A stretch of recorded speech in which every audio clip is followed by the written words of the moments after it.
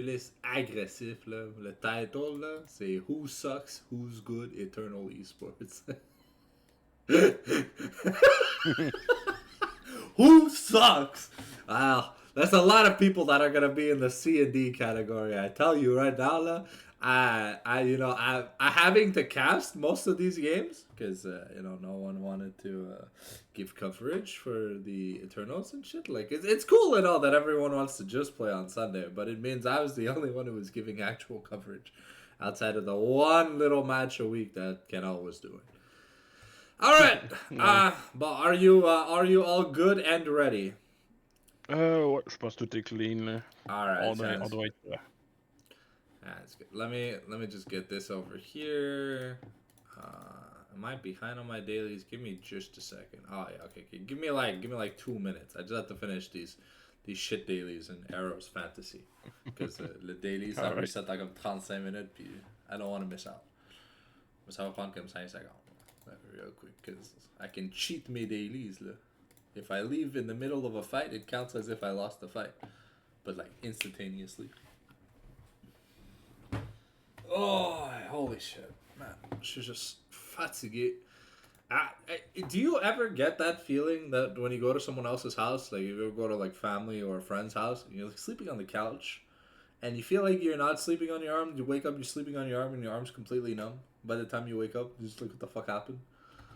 Ouais, puis là, tu fais pas bien. Puis là, tu te Ouais, je dis, fais tu le vas pas pour mourir. la journée entière, puis le lendemain, it's like nothing ever fucking happened. It's just like, yeah, ça c'était moi hier soir. Mais on a mangé des roast beef sliders, bro. Avec genre des homemade chicken tenders, là. Tabarnak, c'était bon. Faites bien. Calice. Yeah. I was like, holy fucking shit, brother. C'est you. Say motherfucking you. Alright, let me just level up a character real quick and then we can get started. Sorry. Yeah, the pills are still kicking in, so my autistic ass is very autistic right now. So don't blame me for anything. Blame my disease. We're live, by the way. Ouais, j'ai I'm vu, je just regarde le stream ce yeah. soir. It's like this lazy ass guy is just lazy, and it's like yep.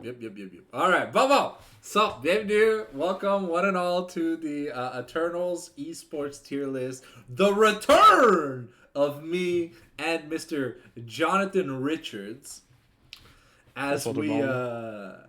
as we rank y'all's successes and y'all's failures. I say failures with a capital fail. You know, kind of like when they call people boy failure and girl failure. Some of y'all are lol failures. Because, goddamn, some of the gameplay I had to watch this season, I hope that this was a warm up. For everyone that made playoffs, except the shit teams that did not make playoffs, apologies in the chat.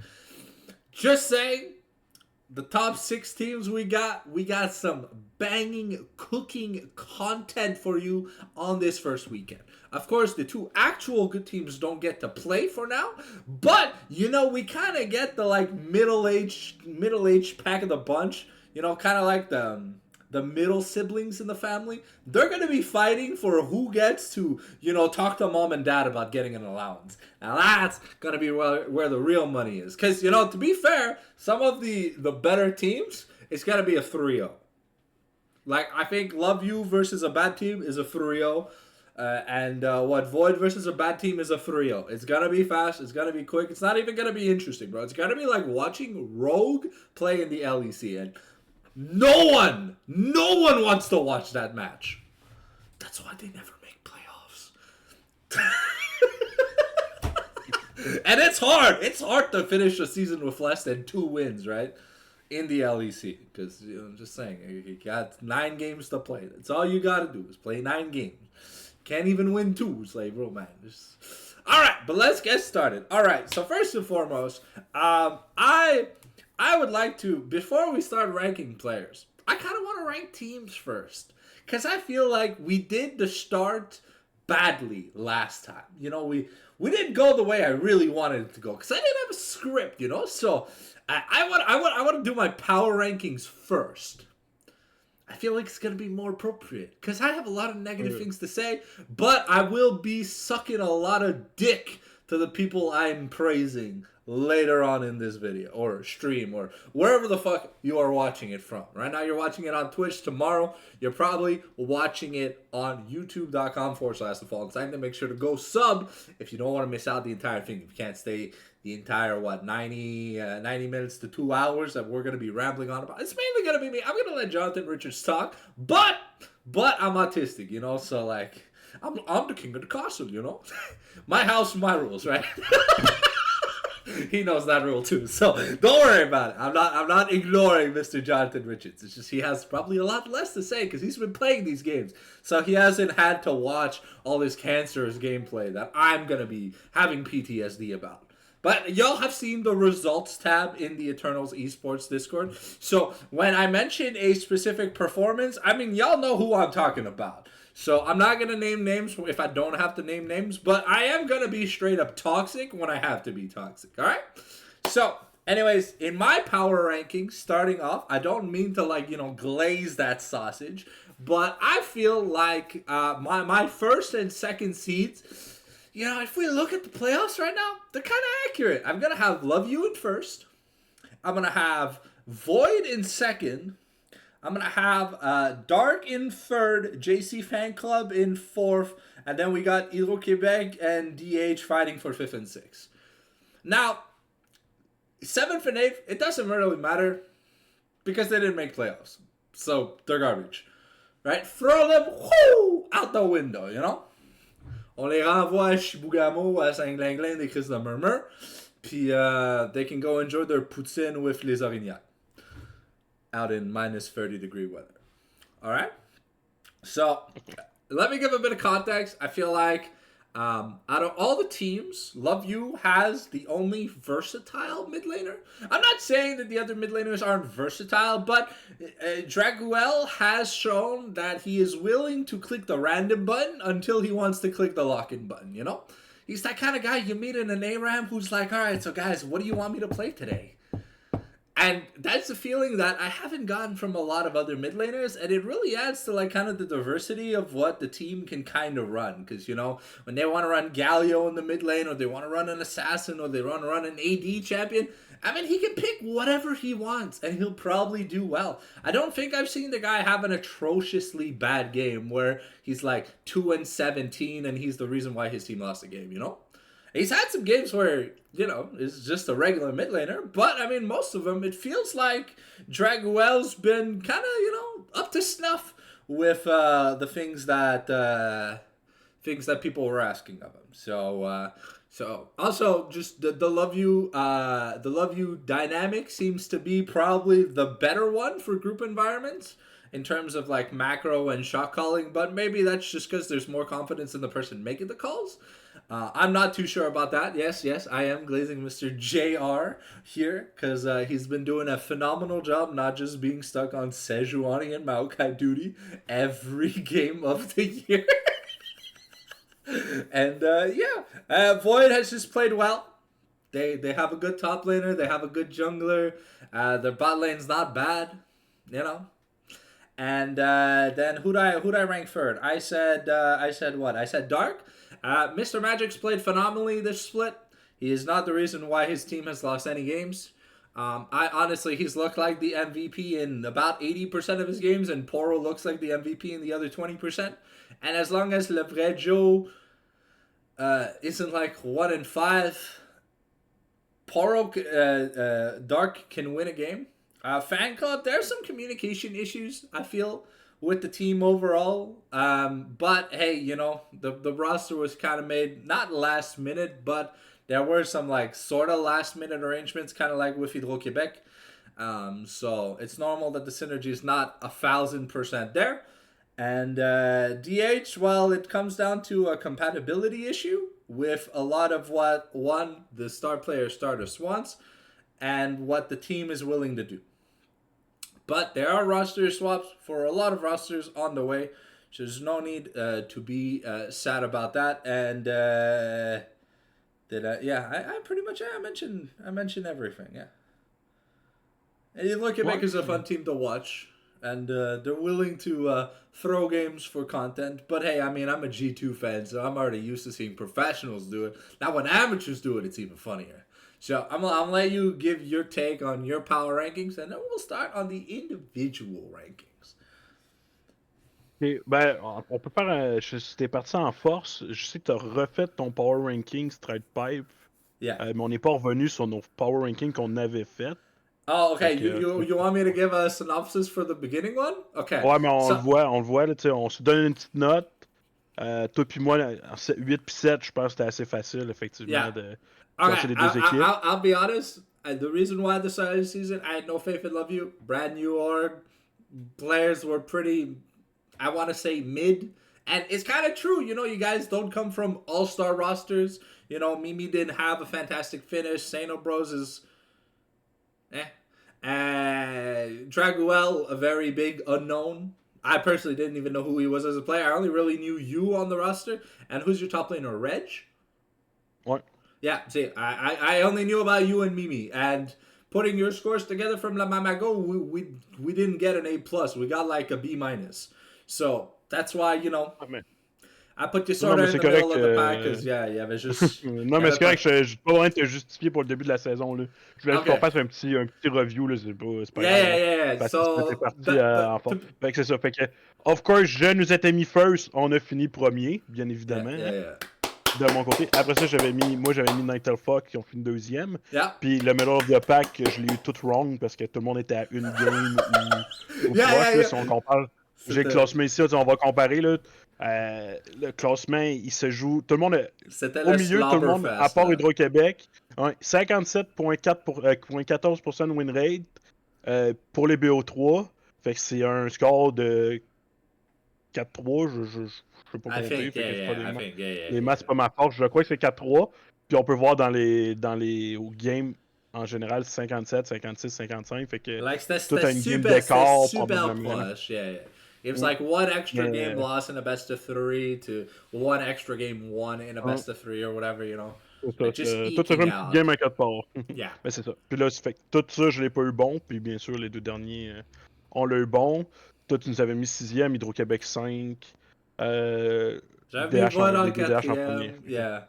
C'est ça. Okay, I put DH first because I believe that, you know, Stardust's ability to like do proper shot calling, his like meta advantage pool, and the fact that, you know, I kind of had just seen Black Wax be unleashed in the Sushi Cup, you know, like I had faith, but, you know, I failed to realize that, you know, like Krillin from Dragon Ball, it's called hidden potential for a reason. Mm. Because when you need it the Très most, it's not there. Puis t'as dit ton power ranking, on l'a pas écrit, là, mais je ferai pas mon Yeah. power ranking, mais je vais faire mes prédictions de playoff tantôt, fait que ça va revenir au Okay. même Oh dans yeah, le yeah, fond, yeah. là. We'll have a segment for playoffs and stuff, but that's later on after we've done the les classements individuels. Okay, so first and foremost, let's talk about the team that I had the most hope for. Let's talk about DH and why I'm so fucking disappointed. All right, it's not gonna be a surprise when it comes to people playing top lane. You know, I get it. It's hard to not int because it just feels natural. You know, you queue up, you see Yasuo top by 4 minutes, he's 0 and 35, he's typing every slur in the book in whatever language from the client you're playing in, and he doesn't get reported, he doesn't get banned, nothing bad happens to him. So you're like, hey, when I have a bad game, it's gonna be alright. But you gotta understand there's a difference between solo queue and competitive. Competitive, you're playing for money. Solo queue, you're playing to lose brain cells. That's like the big difference. Until I think, at least in NA, correct me if I'm wrong, but I feel like until you hit high masters to low GM, from emerald to like from like plat to diamond, it's the same kind of shit brain rot of people who think they're good at the game. And let's be honest, if they were good at the game, they probably wouldn't be hard stuck. And the mentality, the ego, the oh, you talk back to me, I'm gonna run it down, bro. I just sold all my items because fuck you. That's why. And it's worse in Europe, by the way. I'm just saying for NA, I feel like the peak is like, I don't know what Masters goes to how much LP is it, like 500 before it turns into GM? Live, c'est 650, Okay, so me I semble. feel until 475 LP in Masters or something like that, you kind of have like the diamond retards who are just like, oh, I just want my nice border for the end of the season. I don't have to try to win. This game is just like what I do in my free time, like slay queen. You know, like and once you go down from diamond from masters to diamond to emerald, bro, it only gets worse. The ego, the shit talking, the slurs, the everything you want, it just gets worse. Emerald players, by far, bro, they're worse than iron players. Not at the game, but in terms of having mental fortitude, bro, they break the second you say hi.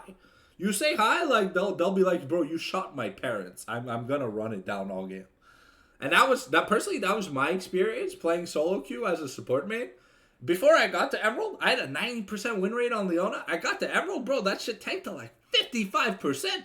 My AD carry went from like knowing how to CS and knowing how to click to kill people when they were completely frozen from my Leona combos to not even auto attacking. I'm just like, what do you want me to do? I'm 1v2ing with Ignite. I can't get out. I don't have flash. I already used it. Bro, help me. So I feel like top lane, like getting back to the discussion, top lane is a hard role, especially if you're getting lane swapped on in the higher sections of like competitive play. Thank you, Fosher and Sano Bros for the follows. Y'all are goats. But I feel like when it comes to the amateur stage, there ain't no lane swaps. You guys don't practice that shit in scrims. So I shouldn't see a 0-10 plus game. Especially if you have no assists. If you are dying isolated deaths in the top lane. Holy shit, what are you doing? You know you lost that trade at level 2 and at level 3 and at level 6 there's a chance you die. Don't give up the wave. Call the jungler up. Rotate with either your mid or go bot for a wave and a half. Let your AD carry like struggle bus for a sec while your jungler does grubs. Don't just die 6 times in 5 minutes. There's no point. And this is where our first D rank is going to come for the night. I'm sorry, Pina. There have been some improvements throughout the season, but holy fucking shit, it's been a boy failure of a season for my boy, the Pinster. I even came up with a name during the Sushi Cup for Pina. I called him NPCina because it felt like some games it didn't matter what he did. He had no impact on the games. So yeah, don't put Pina at the bottom of D. That's reserved for Ok, some other ok. people. You can put him at top of D. Désolé, He's désolé. not Ok, ok, ok. he's not like the worst student in middle school, okay? He's just like the guy getting 30% on his test. There are worse people than Pina in this top lane for Eternals, but we'll get there. What do you think about Pina? We'll go player by player.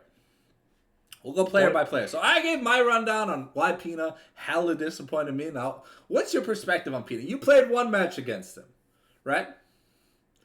I don't know if you Puis guys là, did. ben, ouais, Yeah, I don't know if you guys did ben, scrims versus DH or whatever, ben, but on a fait notre game qui a fini yeah, en 2-1 pour nous. uh-huh. Euh, Puis là, c'est sûr que moi, directement, le match-up top dans nos games, c'était plus vraiment sur l'île. C'est sûr que Red, je l'ai effectivement mangé dans deux. Ben, en tout cas, je fais vite de même, mais je dirais les trois games, là, Mm-hmm. en 1v1 isolé. Euh, mais vite de même. Effectivement, c'est sûr que. Mais puis non, on savait que c'est pas. Bon, mais je dis pas qu'il va pas jamais solo kill ou autre, là, mais on sait qu'il est capable. En tout cas, je sais qu'il est capable, puis tout à ce que j'ai vu, avec les LAN, les tournois, puis le TS, puis tout, là, dernièrement, justement. Mm-hmm.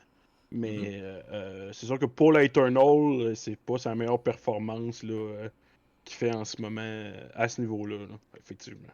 Okay, perfect. All right, next up, let's move to starters. Probably one of the shining glimmers of DH. Even in like this horrible win loss, right? Because I feel like there are two things to note. For DH specifically, when Stardust is having a great game, he has clear, concise, and good communications. Right, because he's the shot caller on the team. He has no help shot calling. I'm pretty sure. I'm pretty sure Stardust is the only voice you'll hear say pertinent information during comms. So he's kind of like you in a sense for Love You. Like he has like your role, right? I want to put Stardust. I put Stardust in S tier, and as much as I'd love to keep him in S tier, I don't think given what he was able to do and what he wasn't able to do, I think he's top of A tier material. But hear my reasoning out. I'm not blaming Stardust. He's really tried. He really tried. Even in solo queue, when his team's down like 0-15 at 10 minutes, the man still tries to play the game. There are some games, of course, where, you will press escape, exit game, and people will leave. But I feel like Stardust, he's got like some pretty good mental fortitude about people sucking dick around him, because he's just used to it. So I think Stardust, given the amount of like hardcore restrictions he was put on this season, just with the teammates he had, I feel like Stardust still a pretty good juggler. Secured some really wild smites in some pretty nasty team fights that DH had no odds of ever taking. But Stardust just fucking yeeted himself to the dragon pit, stolen some elders, stolen some dragons for free. And I think that alone, his actual jungle prowess, despite him not having the best results, equals that we get him an A tier ranking. Because when it comes to jugglers in this league, sure, your champion pool matters, but can you perform as a jungler?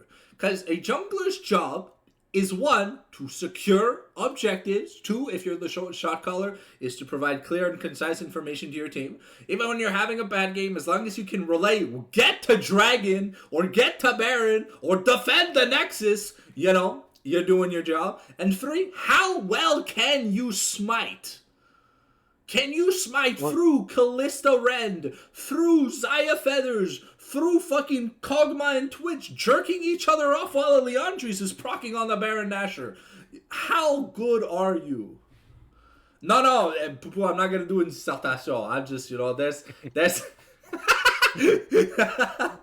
I'm just, it's my opening act, kind of like the opening statement when you're a prosecutor in a court of law. You gotta explain, gotta give some context as to why shit happened. And I'm only gonna do this for DH. We're gonna have very short summaries for some teams, so some of the players on other teams are gonna take up a bit of time, but that's kind of, just to mind the gap, So... Parce que DH est ta team, fait que c'est pour yeah, ça que DH c'est mes BB. Like they're my boys, they're my homies. Like I stuck tooth and nail for this damn team, and half the time, bro, I flipped a coin and I got struck by lightning, and it hurts. Like I have scars on my back, like les fouets là, bro. Like ils venaient, bro. À chaque stream, bro. Man, the whip of disappointment, man. There's like some random evil figure in the background, the Illuminati, just going like, "Ha ha! We told you, bitch!" So I'm like, "No, DH." All right, next up, let's talk about Waza. Unfortunately, Waza had a very mid-season.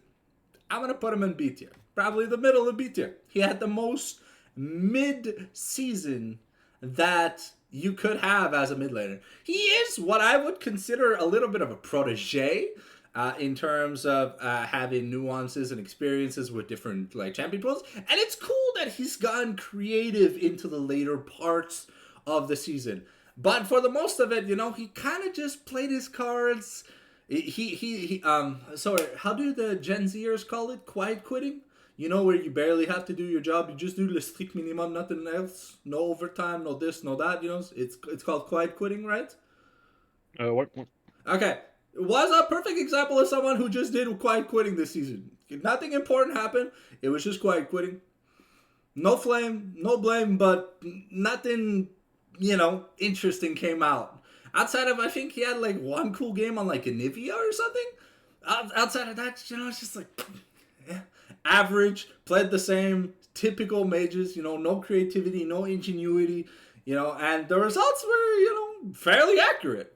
And I put him in A tier at the start, but, that's because, I thought Waza could, he could push a little bit above the average. But, he played it cool. He got a passing grade, and that was it.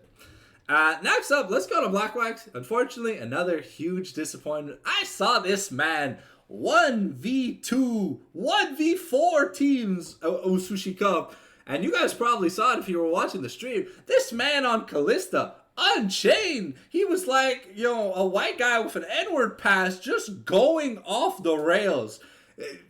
The dude was winning the early game. He was getting them fat W's. And then what happens? We get to Eternals. And bro, like, what happened? Like, did you lose your arms? Did you get castrated in a fire and like you don't know how to play anymore? Did you forget to turn your screen on? Like, bro, bottom of C. I'm sorry, just bottom of C. Just he did nothing. He did nothing all season. I was like, there were some games where he played like well and he did cool stuff, but I'm like, where's the real Blackwags? We know you got potential. Just fucking use it. Like, holy shit. Fait que le bas, middle, du I want to say bottom of C. I want to say bottom of C. Yeah. And then we got Canadian Whale. A little bit disappointed in the performances, but I feel like she held up and had some really clutch plays. I'm going to say top of B. She played well, but no, top of B. Top of B. Because, while she has cool plays and stuff, very, very limited champion pool, and doesn't try to push herself to get a little bit more of that, that creative juice flowing, Because to me, supports, they're kind of like the second junglers, They're playmakers in their own rights, but like sometimes when a support makes a super awesome play, it can almost instantly win the game. Like you see a 5-man Rakantan or like a multi-man encore from a Seraphine. There's just so much cool shit supports can do. But if you're lazy about it and you don't really feel like pushing yourself, I can understand, it's kind of sad to see because it's the role where you technically have the most creative freedom. You just don't have any money to have weird and wacky item builds. So what are your opinions on the rest of the players that I mentioned? Do you have anything you want to add, anything you want to say, or does it just resonate with what I've been saying? Non, c'est sûr que, overall, c'est sûr que, mettons qu'on compare depuis la saison, descendre tout le monde un petit peu de DH, ça fait du sens, suite à la saison qu'ils ont joué, là. Yeah. Overall, je veux dire, j'ai rien de plus à rajouter, je pense, sur l'équipe en tant que telle, là. Mais juste de descendre overall le rank, je pense que c'est fine, là. Effectivement, à ce niveau-là. Okay, perfect. Next up, I'll let you take a team, and then I'll add comments to what you want to talk about. Who do you want to pick? You can't pick your own team. Non, ça c'est sûr que non. I'll be picking your own team, because I got some guac, suck 9,000 to do in certain roles. I mean, on peut placer les deux, l'équipe 7 plus 8, on peut les passer vite, les yeah. les remet à la même place, parce qu'on les change un peu. Chaos Fury, all bottom of D. I'm sorry, failed to win any game, didn't show anything creative, didn't get anything done, even had to like FF a game because someone didn't fucking show up. Like, bro, man, put the fucking chicken nuggets in the oven. There's like... On va mettre ça de même, métaphore toujours en bas du D en tant que support. I don't think so, though. Okay, let's take Mr. JC Fan Club as the next team we're gonna talk about, because I think there's some things we have to talk about. Dars, okay, all-star top laner, great on fighters. This season, he had it rough. He was permaban 2 to 4 champions every single game. On the times he got like his Gangplank or his Fiora and stuff, shit looked great. But the man started picking up Volibear? I don't know why y'all think Volibear top is a good champion, but please, no. Give that shit over to your junglers. Give me a real top lane pick, and don't go 0-5 at 5 minutes. How are you guys losing trades when you have % missing health heals, an insane shield that has an AoE damage and slow, and you have a point-and click stun that you don't even have to aim? You just have to run at people.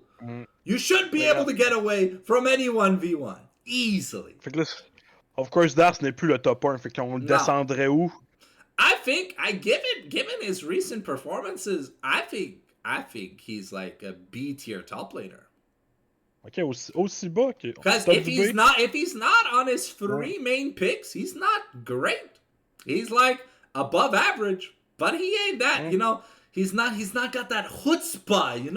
quand on parle de like Maurice Richard or like Wayne Gretzky or one of the greats, you know, it's hard to find flaws in these people like Kobe Bryant, Michael Jordan, Tiger Woods.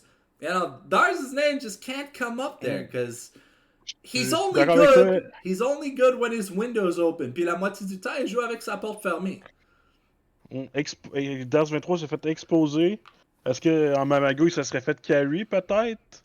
On sait Ah, pas, hein? Moi, I don't know. Maybe the jungle top pairing from the Mamago fucking JC fan club team was goated. But hey, you know, sometimes in life you gotta like lose some to win some. But Dars, you can redeem yourself. You can redeem yourself by playing much better in playoffs. And if anything, pick your top laner before you get a second round of bans. Because, bro, like, you play 3 champs. If they don't ban the first 3, just pick your fucking champion, bro. You know you're blind picking anyways. Don't make me watch your 9 Force champion or something. Like, I don't need to see that in playoffs. I really don't. Effectivement, il reste les playoffs. On classe avant les playoffs. Fait que on classe avant les playoffs. You can redeem yourself. We'll have a little bit of a summary style video. A little bit, you know, once the tournament's all over, you know, just to see, did the people actually bring their A game to the games that matter? Because now, you know, pendant la saison, tu veux te crosser sur du Indian hentai, là, you can do what you want. As long as you make it into the playoffs, you're good to go. I think, okay. So we just we were just putting DME and D tier? Okay. Ouais, techniquement, son hors de playoff, c'est ça. C'est juste pour montrer à quel point Métaphore, en tant que Master Support, s'est fait défoncer wait. We're still talking about JC Fan Club. We're not done with Metaphor. I don't think Metaphor's gonna be in D tier by the end of what I have to say. You know, there's some dick sucking I gotta do. You know, I gotta get on all fours and I gotta give that good slurpy if you know what I mean. Hey, I'm just saying. Hey, Parce-moi qu'on a regardé les mêmes games. Hey, no. There are some games that were not that bad, okay? There are some games that were not that bad. Sure, there's a little bit of inexperience probably in the role. I don't know if he's actually a support player. But he is not the worst supporter in the league by far. I think, okay, let's skip straight to Metaphor. We'll come back to Larry in just a second. I think Metaphor, you know, even if he's not a support player, he showed us that when he needs to play an engaged champion, you know, he's got the chutzpah to actually just click lock in, you know, unlike a lot of supports that just play these e-girl supports, you know, the champions that kind of want to stay in the back and not really do anything or make any plays that, like, keep the viewers awake. You know, Metaphor, if he has to lock in Leona and he has to try and suicide for a double kill in the bot lane level 2 for Cedric, he'll do it. He's got, like, le duda de couille. I think Metaphor, just with the fact that he can play engaged supports and he is willing to die to give Cedric an advantage in lane, I think that puts him in C tier.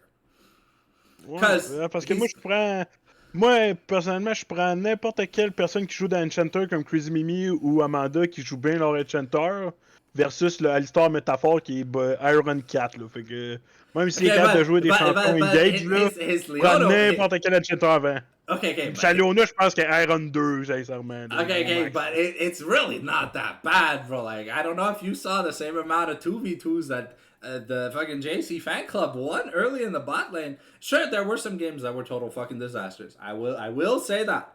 There were some games that were total fucking disasters, and ça c'est correct. But he's got the chutzpah to, you know, to lock it in. If anything, not bottom of D, top of D. Okay, top of D. Put Chicken Nugget down there, la, where he belongs, la, and put fucking the other guy. Okay, so we're sorry, Metaphor. I'm sorry. I tried defending you, but you know, JR's got some really good points. Now let's get over to some like dick-suckingly good jungling action from Mr. Larry Cruz. Now, you know, if Larry was female, I'd put a ring on that finger because Tabarnak, this man is worthwhile. Alright? He's got a great champion pool. He's really good at smiting. And he kind of one-upped Stardust this season. Especially in their show match. I felt like, you know, he kind of had the les deux doigts dans le cul, and it kind of just went places. I feel like Larry should be the first S rank entry we have, but just like bottom of S, because there's some people that really outshine Larry, but Larry had his like really good defining moments this season, and I feel like he's definitely redeemed himself from the starting tier list. I think he put in the work. He got the practice in, and he got those smites down. He did what he had to do. Not always resulting in W's, but resulting in objective secures. So I think we bump Larry up just right above Stardust, the bottom of S tier, because there are some junglers that are like tabarnak, and Larry's not tabarnak, but he's like calice, and I'm not Catholic, so I don't know like what's better, but I think Aubin Callis isn't as great as tabarnak in the ye old French, So correct me if I'm wrong in the chat, but I mean, Larry a eu une saison plus difficile. Tu sais, faut pas en vouloir. Larry a des enfants. Yeah, he's got père de kids. famille. It's harder to practice. He's a very busy IRL. Il a moins de temps. Mais effectivement, moi personnellement, je trouve qu'il y a eu une saison plus dure. Yeah. Mais tu sais, c'est rien de méchant. Tu sais, il y a une vie plus chargée que d'autres personnes. Unlike some people who are still stuck in school, like Larry has his life made. He runs an org. He has a job. He has a beautiful wife and kids. Like you déjà good to go, bro. He's just playing League for fun, Like that's our dream. Is getting to the point where we can play League just to have fun. En fait, c'est vrai, t'as raison. Larry a son entreprise, il a ses enfants, il a sa femme, puis il a quand même le temps de gapper des cheaters dans la jungle. Fait que t'as bien raison, bottom of S pour Larry, d'accord avec toi. Let's give a round of applause for Larry in the chat if you have the clap emoji. Anyways, now moving on to Mr. Shaft. I was a little bit hard on Mr. Shaft, but I did praise him a lot originally. I feel like he did what he had to do, maybe even to a little bit of a better degree, but there were some games that... Tu parles de Mr. Shaft, là? Yeah, Mr. Shaft. Yeah, because we just ran... Oh, on wait, change, on n'a pas fini Dabber. Dabber, Dabber. Okay, yeah, my bad. I always get them mixed up. I get Void and JC Fan Club, mid lane, and AD carries mixed up so much. I'm sorry, okay? I'm really sorry. All right. So it's McDabber.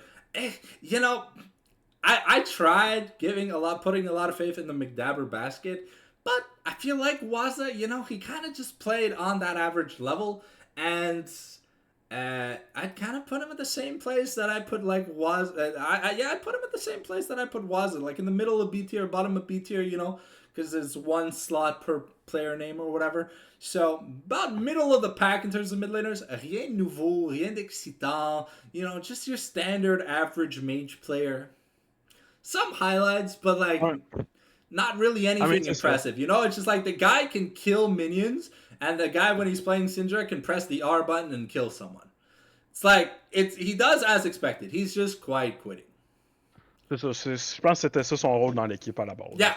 I mean, he was playing a lot of Hui, a lot of Orianna and stuff. So, it's really hard on those champions unless you start like 1v9ing a team fight to, be seen as something more than, oh, hey, man, he landed a CC spell when everyone couldn't move.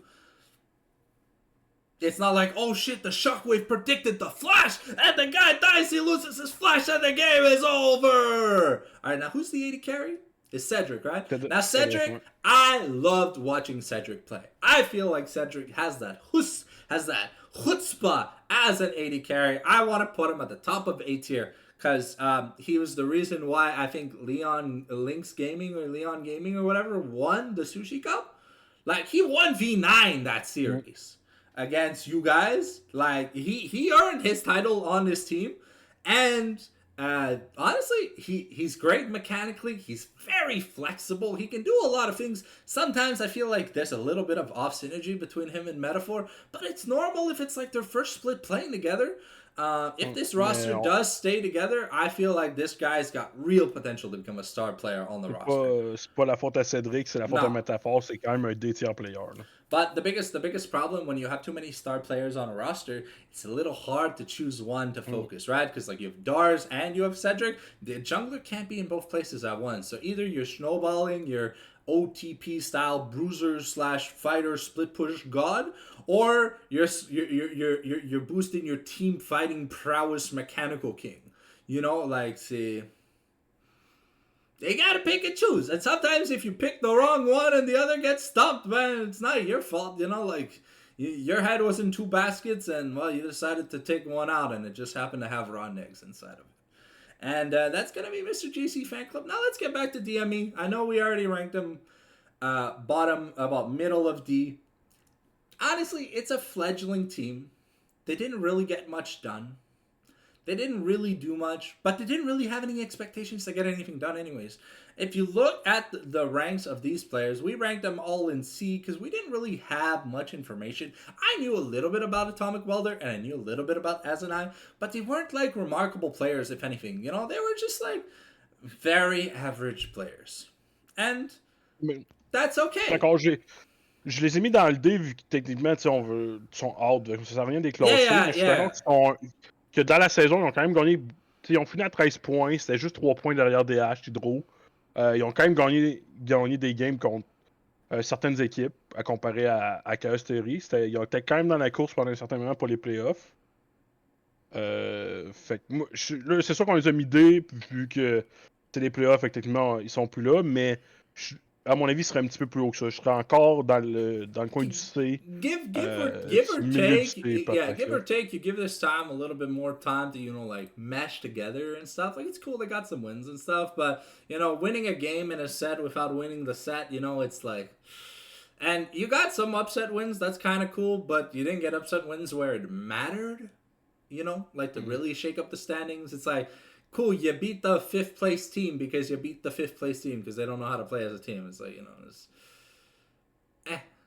But, you know, maybe next split, ou de quoi comme ça, like if, like, say, Eternal Season 2, maybe, you know, we can see like a reconnaissance, you know, maybe they reach new elos in solo queue, they mesh better as a team, they get that teamwork, that communication, because when I think I casted maybe one DME game, bro, the second they lost the gold lead, they did not know what to do. And for me, that just shows lack of experience. You know, there was no one talking, you know. The communications was just a jumbled mess.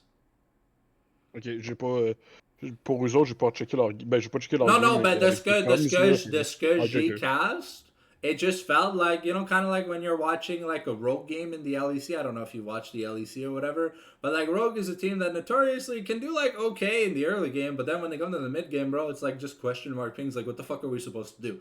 And that was DME. The second they didn't have like a lead anymore, they're like, is Dragon an objective we're supposed to take? Are we supposed to just keep farming? Okay, well, we'll give up grubs. We'll try and fight for Herald. Oh, shit, we got Ace at Herald. Ah, they're taking Otacon. Okay, the game's over. Ah, okay. that was the series I casted. It was like, oh, okay.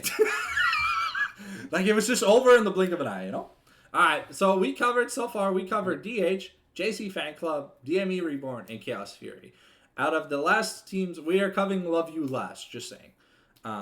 Because there's a lot of guac McSuck that we gotta do, because y'all earned a little bit of praise. So who do you want us to tackle next?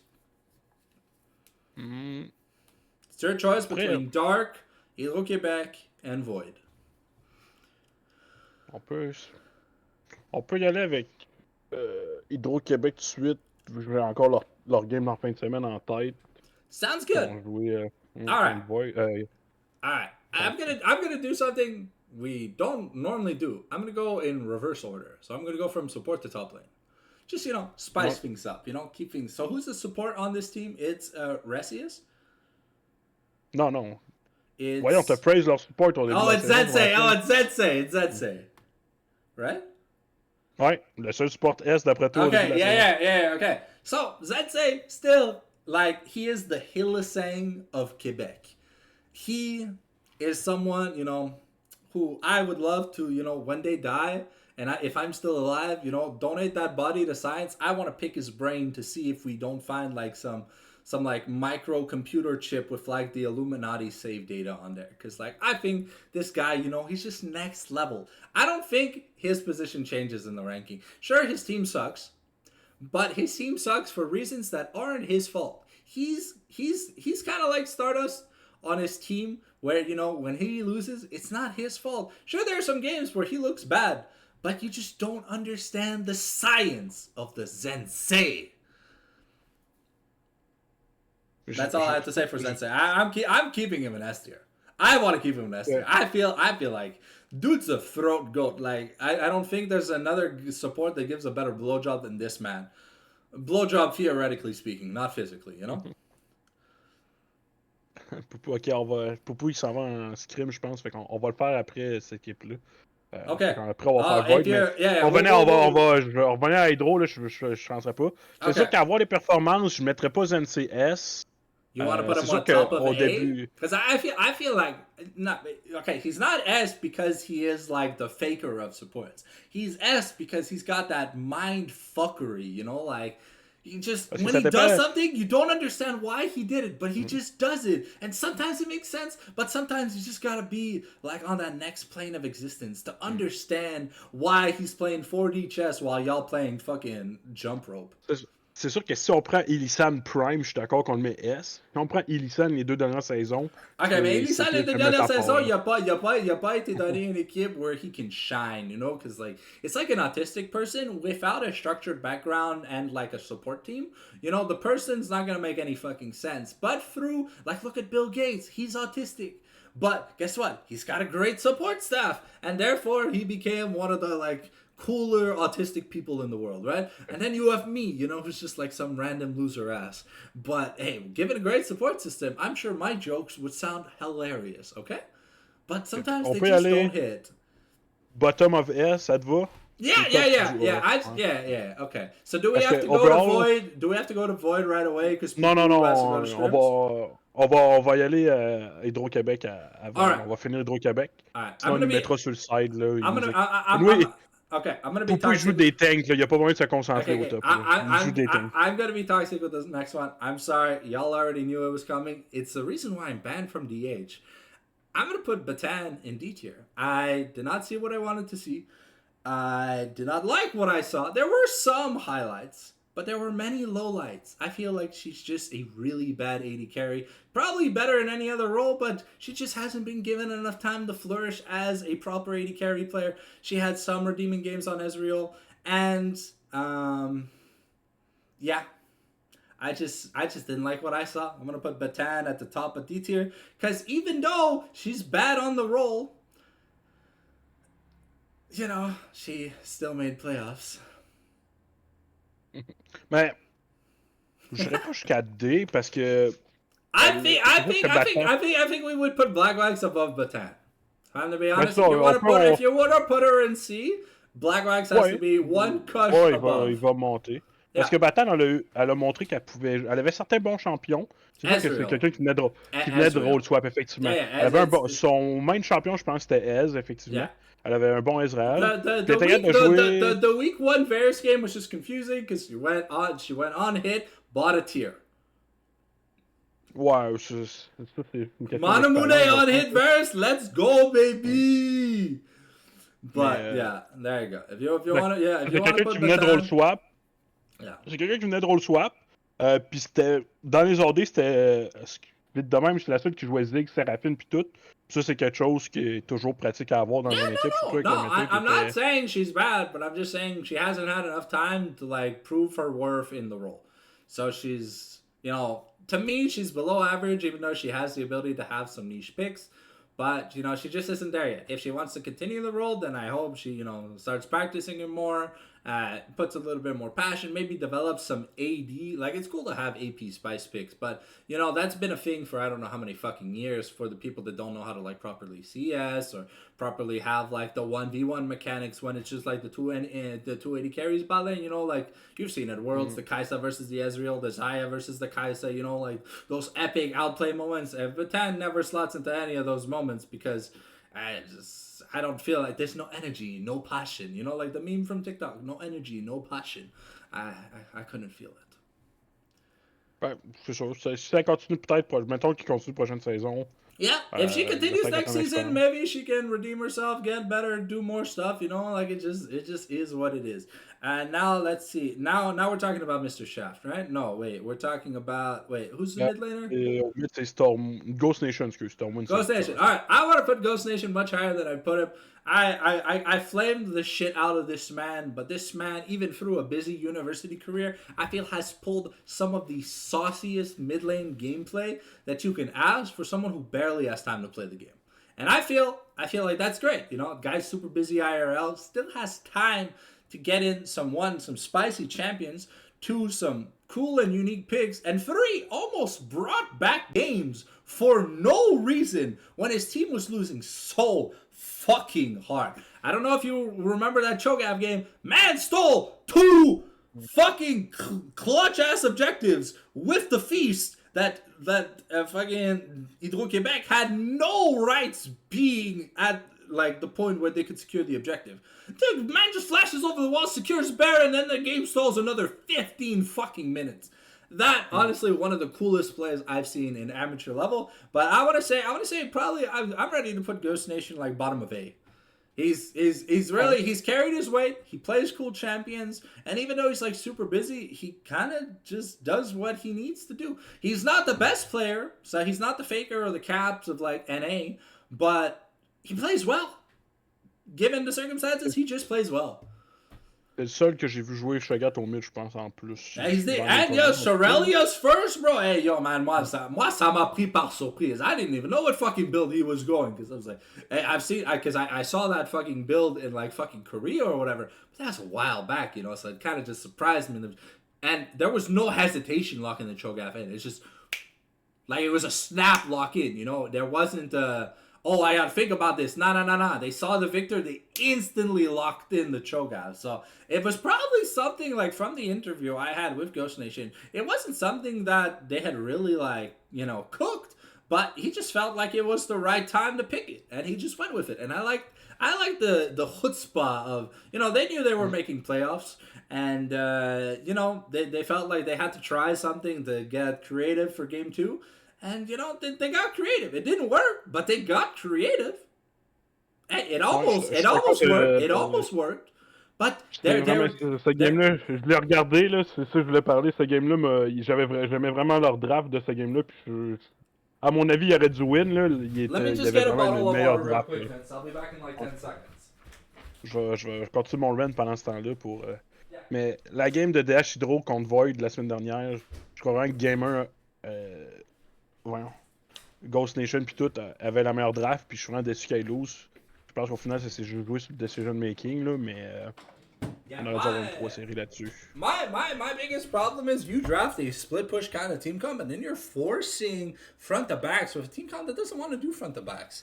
Like, you went to Gwen on amazing split push angles, but you didn't prioritize getting grubs. So even when fucking Stormwing was trying to get the turrets, bro, he has got no grubs. He can't hit the turret for shit. Like, Gwen is great at taking turrets, and with 6 grubs, bro, like, ça fond comme du beurre mou, bro. But zero grubs, il y avait deux choix. Oh, je veux pas m'éterniser, mais il y avait deux choix avec cette comp-là. Soit qu'il split pushait avec Gwen, ou qu'il fallait qu'il groupe, mais il fallait pas qu'il flank. Parce que la première personne qui se faisait hit par un Q de Shogat ou de Hiverne se faisait one shot. Oh yeah. The Gwen dash is against the needlework, and then Cho'Gath has to follow up with the feast. Yeah. No, I agree, 100%. The flank angle was definitely not the right angle, but they kind of forced too many flanks to the point where fucking Ghost Nation had to try some stuff, and it didn't work out. That's why we kind of had to get desperate in game 2. So that's where we're gonna put Ghost Nation. So who's the jungler here on this team? It's say Wake Up. It's Wake Up? Alright. I feel like Wake Up BD, simply BD. Or... Yeah, I feel like Wake Up maybe a little bit higher than we put him, probably like bottom of A class, because we put him top of B. And he didn't have really that many like fantastic performances, but overall not a bad player. Just kind of had a harder schedule than like given his champion pool, you know, like he plays like carries and like weird picks like Ivern and stuff, you know, not really the Sejuani / Vi player that you'd instantly see him lock in those like meta picks for team fighting and stuff. So it's more of like his creative angle was always challenged every game to see if we could get something cool. I think we saw some Skarner games, but I mean, if you have more than two fingers on a single hand and you can't play Skarner, bro, just go play Fortnite. Like, you're not meant to play League. Like, Skarner is so piss easy that a fucking brain rotted fucking monkey with dementia can play it properly. I feel like Wake Up played a little bit better than what we had anticipated. So I'd bump him up from top of B to bottom of A. Just like in single cush, And nothing spectacular, but like I don't think he challenged himself to become like the rank 1 jungle this split for the Eternals pool, And last but not least, let's talk about Stormwing. Kind of like Dars, the man looks great on 3 champions. Now, what happened in a lot of games? So game 1, they give Stormwing a champion he wants to play. Cool, right? You're following me? Game 2, what happens? Champion number 1 that he's good on his band. Champion number 2 that he's good on his band. Champion number 3 that he's good on his band. I see an issue. A glaring issue.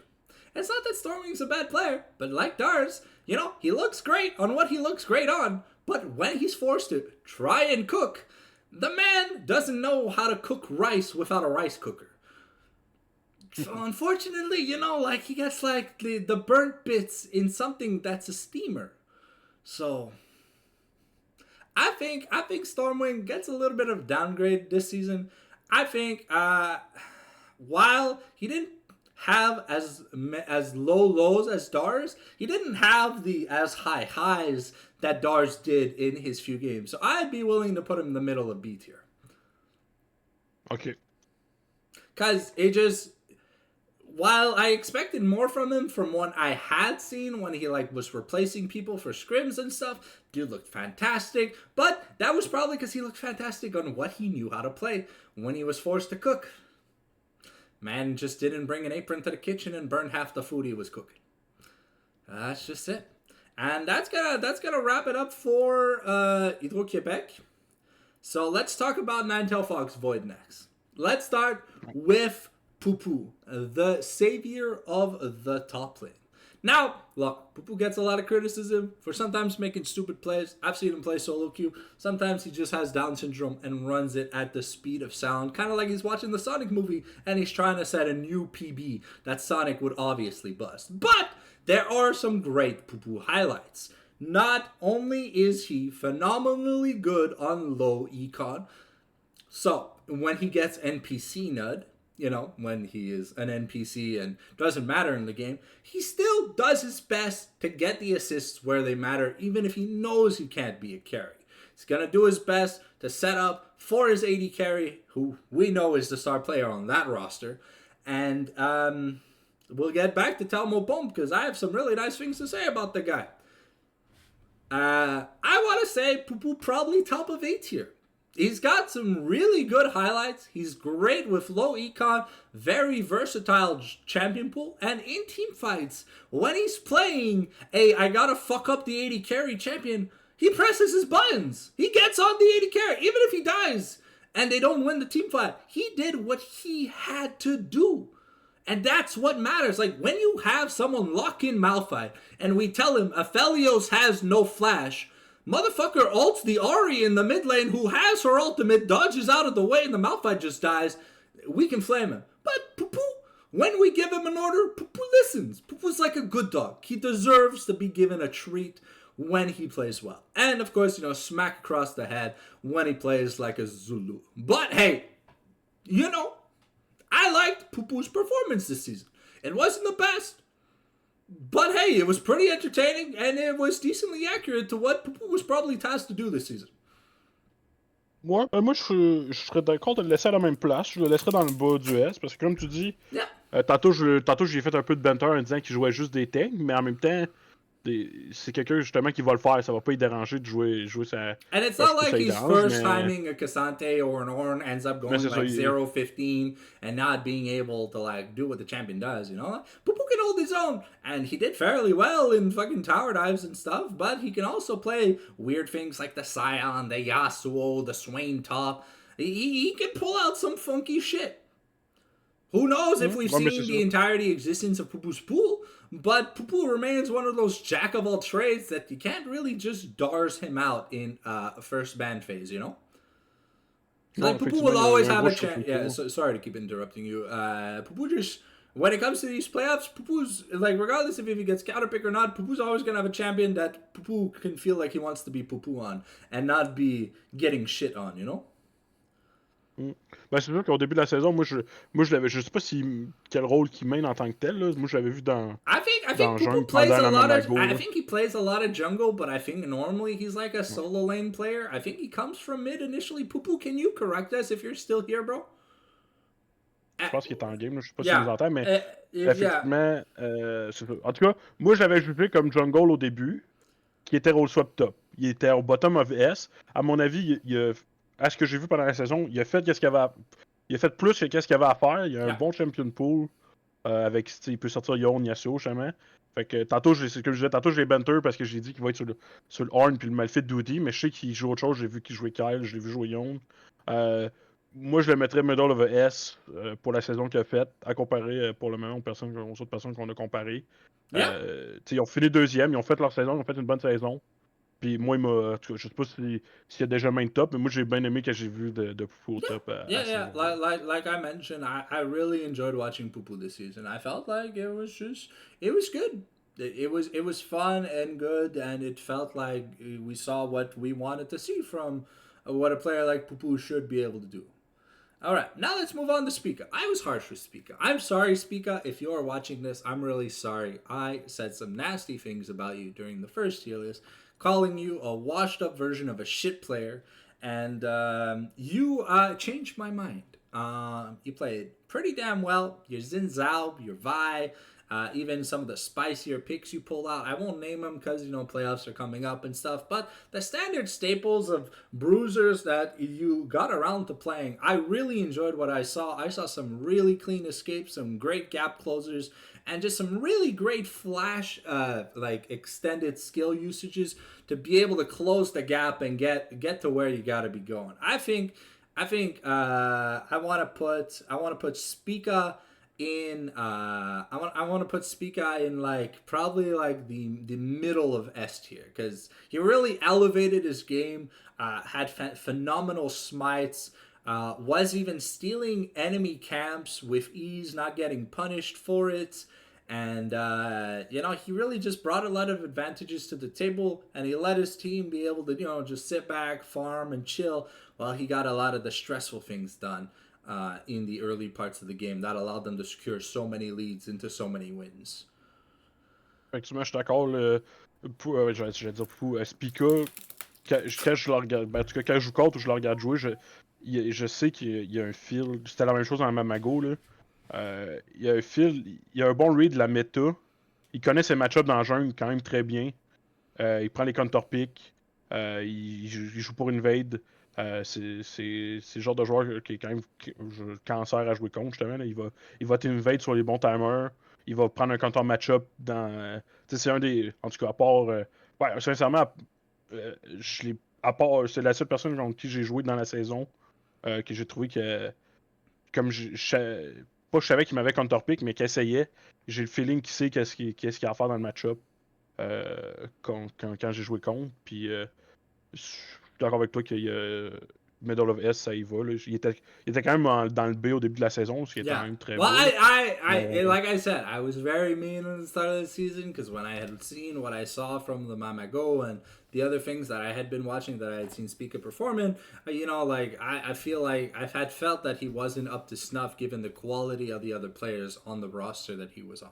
But you know Ouais, c'est ça que j'allais dire. yeah, he definitely feels like he's leveled up. It feels like he always keeps a cool head, and he's one of the only junglers in this league. Spoiler alert! That feels that he knows how to handle the versus Skarner matchup. There's a lot of people that'll pick like no interaction champions into Skarner instead of picking champions that will fuck Skarner up. And I feel like he did a great job countering the Skarner blind picks, and Void didn't have to suffer through too many awkward team fights of multi-man engages because of well-timed crescent guards and stuff. So It's really nice to see a jungler use his savoir-faire to get like an advantage in a disadvantageous matchup when it comes to like competitive team building. In terms of drafting, because you know sometimes when there's an S plus plus tier and you're picking like a B to C tier in most matchups, but you know like that your specific interaction makes the S plus plus tier into like an A tier. You feel good at the end of the day when you cuck someone out of a champion that's supposed to be a free win should they get it right. And Mm. yeah, so next up is the mid laner. That's Mr. Shaft, right? Oui, c'est Mr. Chaff. Là. I feel Allons-y. like Mr. Shaft is leveled up. Man, at the first tier list, I called him Mr. Gap because often he would have to gap other players. He would create a gap between him and other mid laners, and I feel like he really did that. Creative champion pool, aggressive laning, quality teleport usage, and just great team fighting overall. I want to say probably bottom to middle of S. The guy just like has his highlights and he is deserving of his higher seed. Man, he is not the all-star player on his roster, but he is damn close second to being the best player on his team. But that honor is saved for the next person we're going to be talking about. I feel like Mr. Shaft has really fucking leveled up. Plus, he plays some picks that I don't feel that a lot of mid laners would. No, S tier. Bottom of S. Yeah, Je suis d'accord. the middle of S. Because C'était the only one above le... him is your mid laner. Because he's Mm. shown phenomenal prowess. Mr. Chaff, c'était le plus haut au début de saison. Yeah, Ça, je pense qu'il n'y avait pas grand-chose à dire là-dessus, à ce que j'avais vu de la Mamago puis la yeah. Sika puis tout. Mais là, je suis d'accord que ça n'est plus le main, le premier en tout cas de la ligue. Oh wait, no. When I was Attaque-le. talking about, he's just not the star player on his team. He's close to being the star player, but I feel like Telmo Pomp has one upped him, given the phenomenal results Telmo Pomp was able to just fucking pump out game after game. Like this guy literally. Non.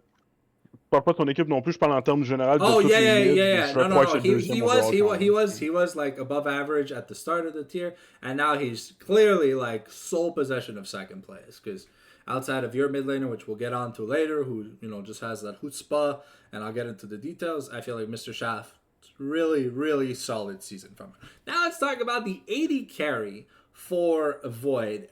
Thelmo Pomp, a guy who flamed me in a lobby because I complained that Dave Lund was taking too long to get a match going. We had been waiting 15 fucking minutes for like some kind of intermission giveaway, and I was just like, yo, can we just play the damn game?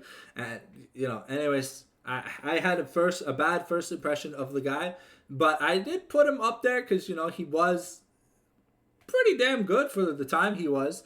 But I think he's definitely eclipsed Cedric in terms of performance.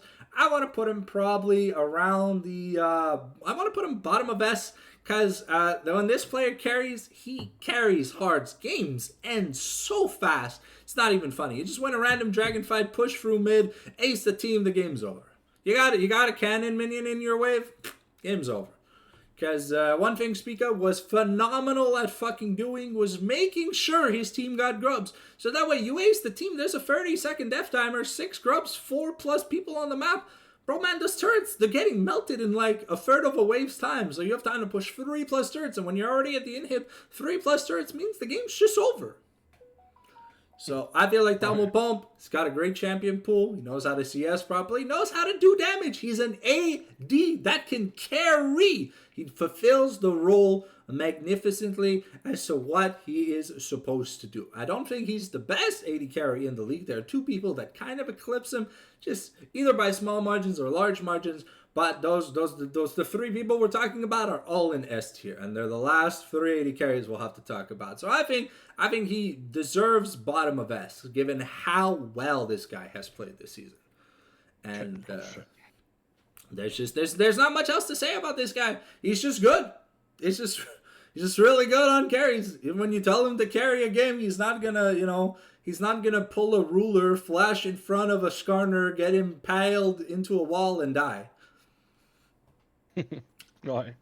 Sorry, LCK spoilers for people that haven't watched Gen G's games, but it's sad. It's sad. All right, now let's talk about Resius. overall a quality engaged support, can play enchanters all over the place. He's like a jack of all trades style player, and I feel like the position he's in is probably still fairly accurate.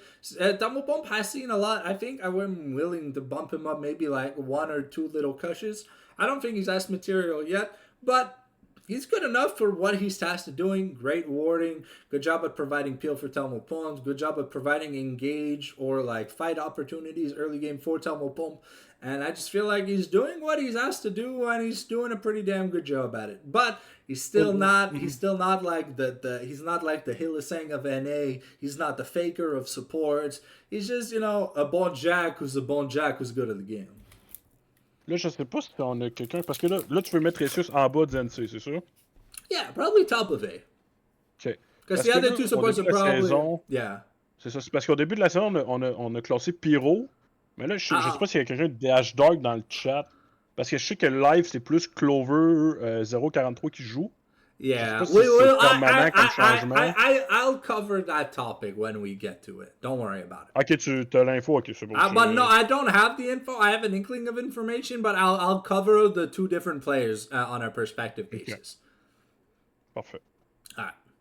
All right, and last but not least, before we discuss Love You, let's talk about DH Dark, a team that, to me, was pretty rogue status, but had some pretty decent names to it. So I was happy to see certain things come from these players. And later, yeah, the Magic says their main roster at this point, it's just Pirot has a lot of inavailabilities. And whenever, because Pirot he's handicapé, and I guess he has some like time-based issues. So whenever Pirot can't make it, Clover always covers at this point. So they're both essentially no. They're both all on like the same position. Neither one is a sub. Okay, bon, pire, on va classer les deux. C'est ça, c'était juste pour savoir lesquels classer, techniquement. Là. Sounds good. All right, let's talk about the H Dark. There's been some ups, there's been some downs, but I like the improvements that I've seen from the individual characteristic players here. We ranked here Sporo in A tier at the beginning of the season. I think while Pupu has had some great highlights, I think Kiersporo has demonstrated the most amount of chutzpah and gusto needed in a top laner to be able to make game impacting decisions, even when his role is not necessarily supposed to be the playmaking role. He knows how to split push. He knows how to win lane. He knows how to go like neutral. And DH Dark don't have the most phenomenal record at the end of the day, but I feel like Poro is in sole possession of the top of S in terms of top laners. Not that Reg is a bad player, but just the way that Poro knows how to close games, the amount of time this man has had to close games in solo queue by just split pushing because his team was fucking retarded. And, like this guy knows when you're in a losing scenario, the best thing you can do is to pick up money that's left over on the map. And you'll see him every game he plays. When he's given an opportunity to take a turret, the man will take the turret. The man will make money. The man will build a lead even when he's behind. Because the man knows how to get gold in this game. He does the chovying, but for objectives on the map that aren't jungler related. So the man knows he has to take 6 turrets this game. He'll take 8. He's got that insurance. He's like that sleazy salesman from Saw 3 that gets put through the death game. He lies about his achievements, but in reality, he just knows how to do the shit he's been asked to do. And even when he's not asked to do what he's been asked to do, he'll do it. He'll go above and beyond on an average game, and it'll be phenomenal just on a regular basis. And I think that's the reason why we got to put this guy at the top of S, because one of the only split pushers I've seen know how to teleport into team fights and get something done while securing the objective before teleporting, Because often there were games where I've seen outside of the H-Star games where like a top laner or a mid laner split pushing, their team starts a team fight, they instantly teleport. And then it's like a nothing burger happening, like nothing happened in that team fight. And so you lost your TP, you lost access to taking this turret, and you lose momentum and then end up falling behind and losing the game, Because like teleport disadvantage or whatever, But I feel like Heroes Poro, really good at that turret taking macro. He has like a really good understanding of when he needs to push, where he needs to push it, like when he needs to set his waves up and stuff. So I feel like that's fantastic. That's why I'm glazing him a lot, but I've seen him do it live even with 4 random fucking retarded monkeys. So the dude's just good at pushing objectives. Even when he's playing with people that he can't even talk to. So. Parfait. Bon, ben, ouais, je l'aurais pas. Moi, je l'aurais mis en bas de Poupou, je pense, overall. Give it performance wise, maybe, but macro knowledge wise, ain't possible. I feel like this man's taking the most turns this season alone. Like I think in terms no, we don't have the stats, but from the games that I was able to observe, and especially from like some games where like he would like lock in set and be like 13-0 at like fucking 20 minutes. And the man was 1v3ing a team while just set ulting, tanking a turret, taking the turret in like 2 autos or whatever. The man just knows what he's doing. Even playing from losing scenarios, I feel like the man knows like that when he has to play properly, he knows that he can play properly. His chat people also fantastic. It's really hard to ban him out because he just plays whatever his instinct tells him to play. And he's got a lot of champions that like said, you know, his see a turret destroyed. Like, so it's just a really good thing to have as a trait in a top laner, is someone who likes making that money. He's not the MVP on his team, but he knows how to generate side funds for his teammates who sometimes get a little bit lackluster and get behind. Now let's talk about one of the lowlights of DH Dark, and it's one of 2 lowlights of DH Dark that I have to mention. Le Vrai Joe, while I was very impressed by his resume at the start of the season, this player comes with conditions. And if the conditions aren't met, there's some very mid gameplay that ensues. So, when the conditions are set up for this man to look right, I'm not going to talk about the conditions because I feel like that would give people a strategical advantage against DH Dark. But if you've watched my streams and you understand the way I analyze things, you can probably put 2 and 2 together. Anyways, here goes. Right, when the conditions are good for Mr. Joe, he has a voice. And when these conditions aren't filled, it's kind of confusing to know who's trying to make the plays. And it's great and all.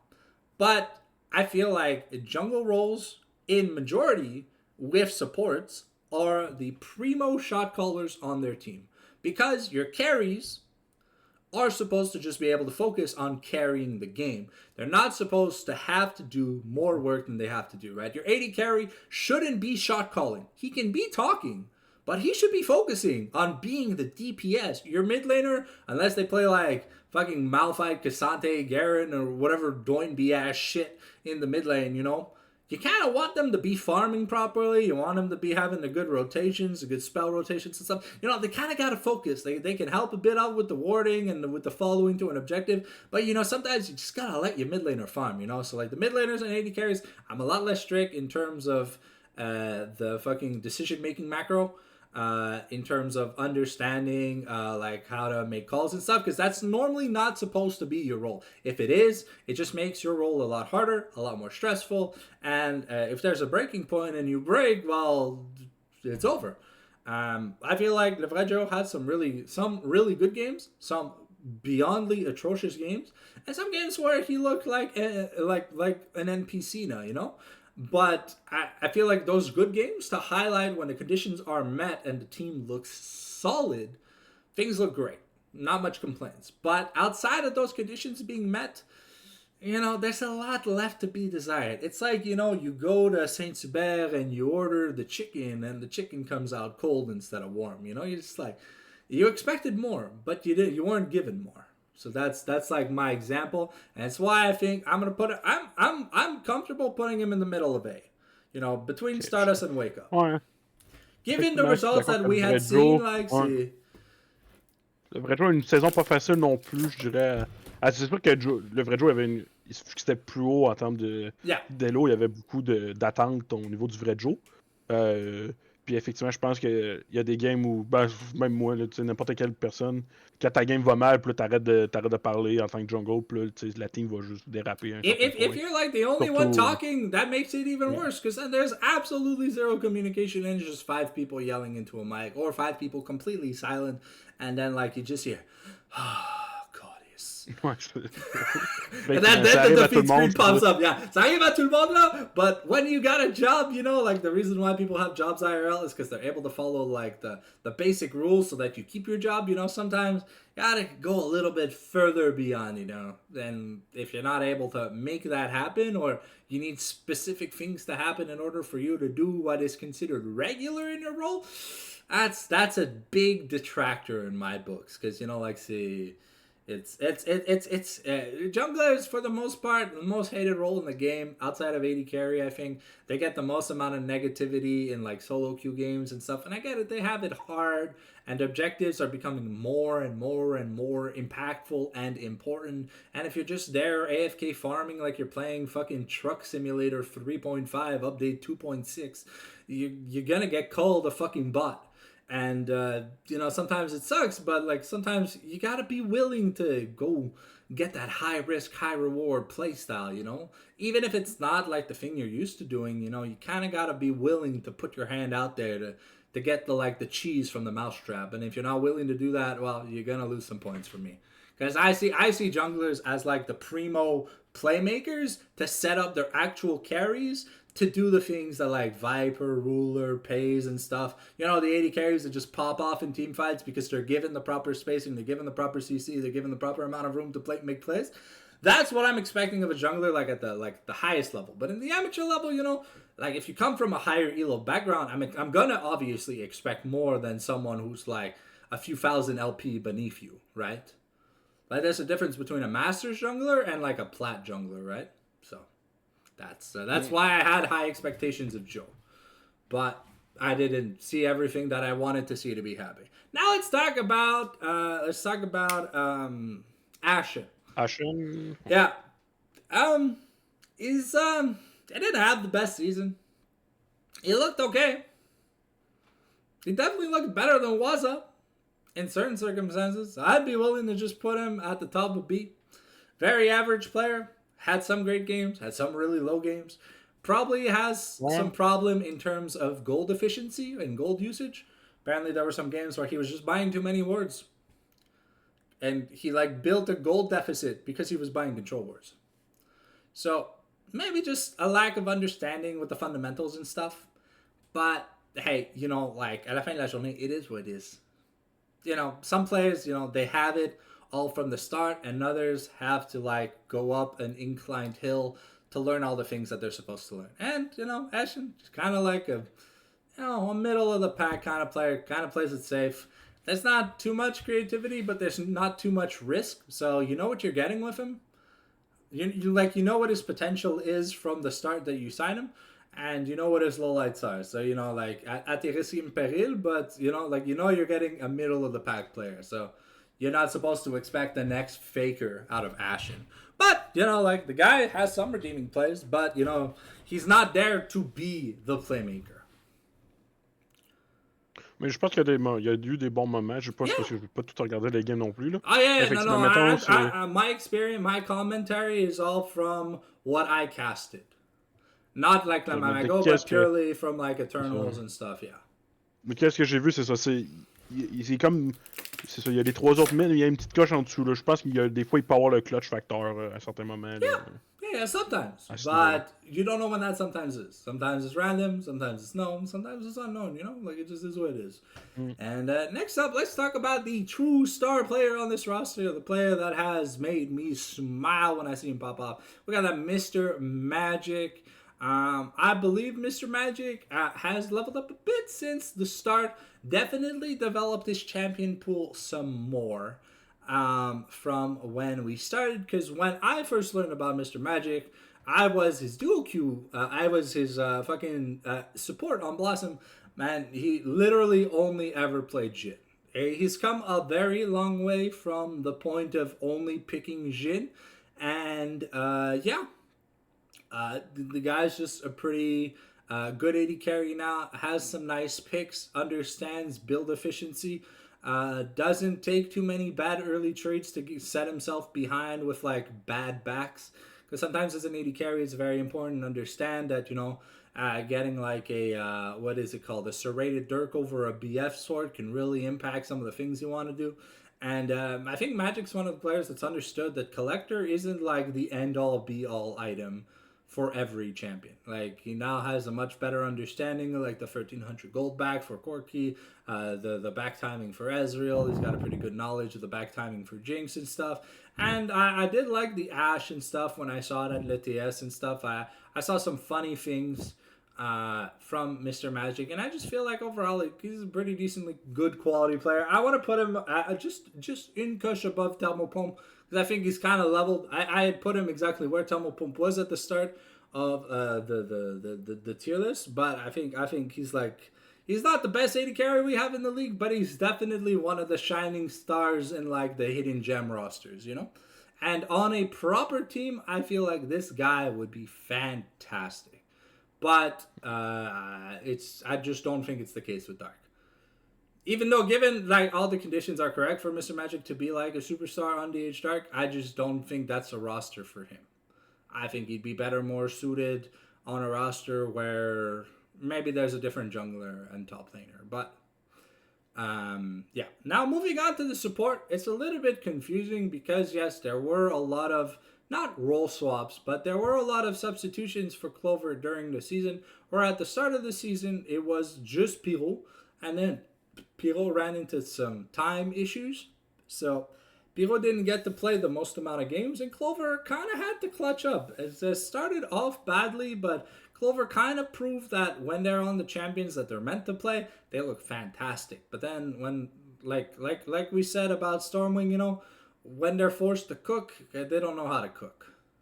So Clover is the enchanter version of Pirou, while Pirou is the Pirou version of Pirou. But for the people that don't understand that, Clover is like the Canadian whale / crazy Mimi of DH Dark. And Pirou is the balls blazing Zensei / Resius fusion. With a little bit of a sprinkle of metaphor. Because, sometimes the plays kind of go south fast.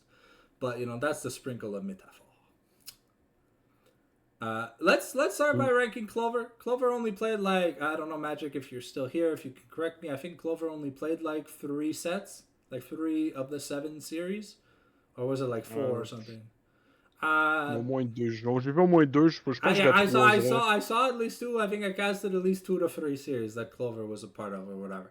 And Clover went on Soraka or Janna or Lulu, enchanters that care about keeping the little kid, the AD carry, alive, play fantastically, play well, good spacing, good mana usage, good warding and stuff. And just overall, they understand the kit very well. But when they're forced on something that's just a little bit different, they kind of look, it's like that awkward middle child that you don't know if you should praise or insult because you don't really know where they came from. And you're just like, eh.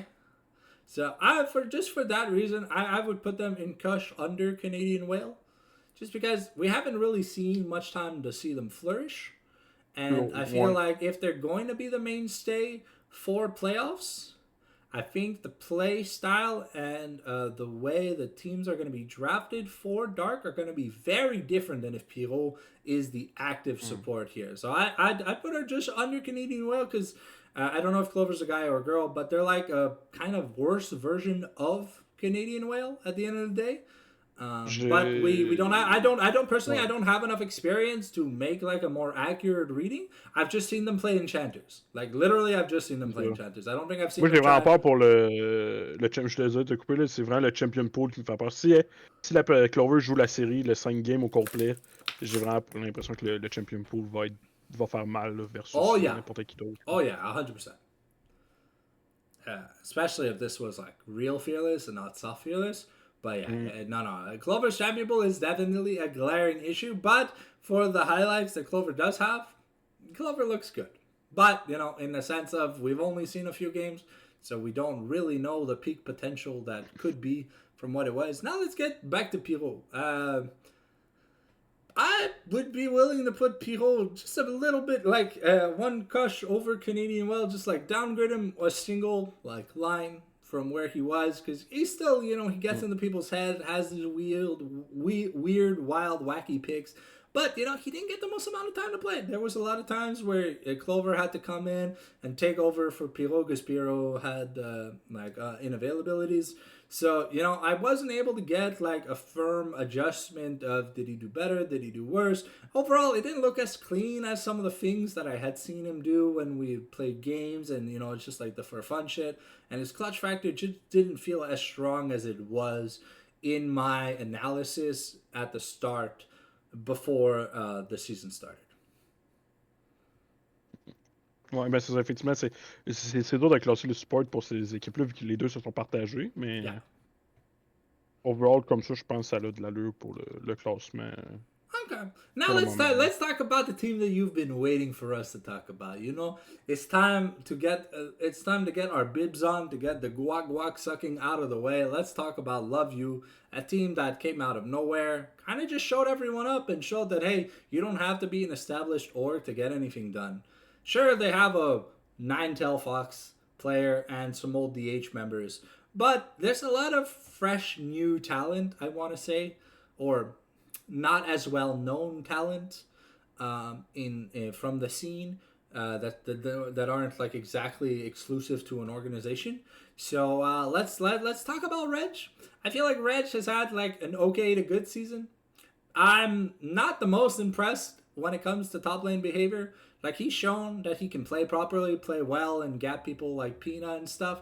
But I feel like his role on Love You wasn't to be the next Zays. Like he was just there, like, hey, farm ta lane, tu ton gars si tu veux, j'espère pas trop bad. I don't know if that's a correct assumption, but that's what we saw him do. He got some leads some games, he went net neutral some games, but he kind of just stayed healthy. Sure, some games there where he died a little bit, but he was never a reason why Love You lost a game. And I mean, they only dropped one series, so I think Reg did good as an average new style top laner. I don't know what environment he comes from, but you pop here. So I'd be willing to put him like middle to top of A, like I did in my start. I don't think I saw anything new that would change my mind, but he wasn't disappointing, so he doesn't lose any points from my initial review. I just still don't really know much about him. He hasn't. He hasn't. Les Like. défaites qu'on a eues, je dirais pas que c'est à cause de Reg. Puis je l'ai rarement vu perdre sa lane. Fait que moi, je vais le mettre ici, au bottom du S. Moi, je le mettrais premier, personnellement. Là. Tout mon club mérite d'être premier. Là, on est les GOAT. Oh, we got advanced, but we gotta back up the fact. We gotta back up the praise with some facts. But to be fair, Reg didn't play badly, but he wasn't phenomenally insane. It's not like the Zayas play we saw at Worlds where he baits both, what was it, fucking Doran and Chovy into a game-winning loss in World Finals or whatever. Fucking Bin and Shows or whatever with the Galio taunt from Faker and shit. Like, is not making the outplay that like wins them a world championship. It's just it's an okay to good player, but he needs time to develop. He's still a fledgling top laner, and I mean, maybe he'll be one of the greats some of these days, but I think he needs more time to develop.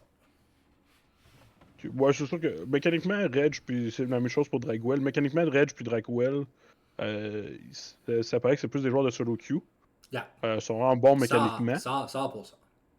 Au niveau, anyway, c'est tant mieux, là, c'est pas pour le rabaisser, là. C'est tant mieux comme ça parce qu'ils sont bons mécaniquement, puis c'est l'expérience que j'ai en équipe qui nous fait vraiment monter. Fait que je n'ai pas besoin de m'inquiéter pour Drag puis Reg, je sais qu'ils vont aller pour les solo kills, fait que c'est pour ça, moi, Reg, à mon avis, c'est le meilleur top de la ligue. Mais comme tu dis, faut avec le pignon 2, moi je vais le mettre en bas. Overall, on va le mettre troisième, c'est ça. Yeah. Je pense qu'on a 3 S top laners. Yeah.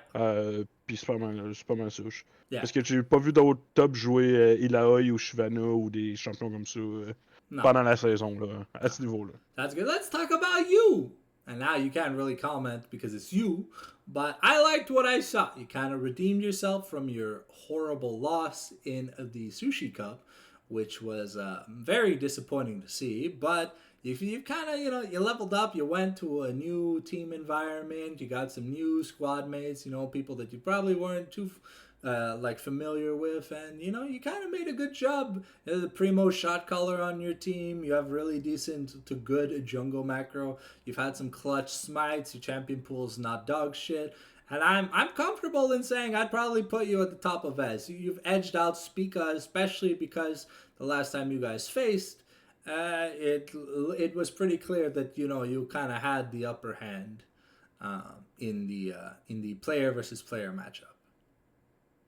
Ouais, je m'estimerais pas, c'est moi le numéro 1. No, but you put in the work and you're getting rewarded. However, your mid laner is great, but like I said for Reg, they need time to develop more team playing aspects and stuff, and that's not something you can grow in a single season. Especially it was like 7 best of 3s. That's not enough time to develop a player, but. Draguel, by far the most impressive mid lane champion pool we've seen here, at least in low tier NA. I don't know much about like offline qualifiers or some of the higher leagues because there just isn't any higher league. But I feel like his ability to pick assassins, to pivot around certain champion picks, he has his own like little counter pick pool and stuff. He's very creative at how he addresses like the laning phase. I just feel like solidly puts him above Mr. Shaft in the rankings. I don't know if we'd put him we can put him top of S tier because there's no one else to rank. But I don't know if he had a little bit more of a challenge in terms of someone else who was dedicated like Mr. Shaft and stuff, another person that was at the same level of Mr. Shaft. I don't know if he'd be first, but he's definitely got the mental to cook some spicy stuff, especially going into these best of 5s. This player is probably going to be a very useful asset in the mid lane when most of the traditional mages are banned away or picked away and stuff, so it's not going to be he's not going to be bad. On va voir. Yeah. Hâte de voir en playoff. Yeah. Let's talk about Sano Bros. Let's talk about Sano Bros and Mimi at the same time because I feel like they're kind of like two peas in a pod. They became a pretty powerful duo of kind of just roaming around together, making plays together. And it just felt like the synergy was kind of on board when they had ideas they wanted to execute.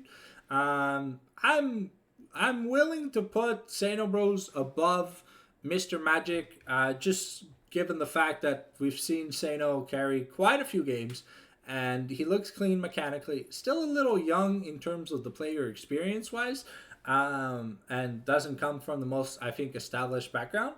But the guy's got potential. He's got a great pool. He knows how to do damage. He just does things a little bit better than Mr. Magic and Tumble Pum has done so far this season, and he is on the first place team. So it assumes that the best carry would be on the number 1 team, right? Because the better team wins at the end of the day.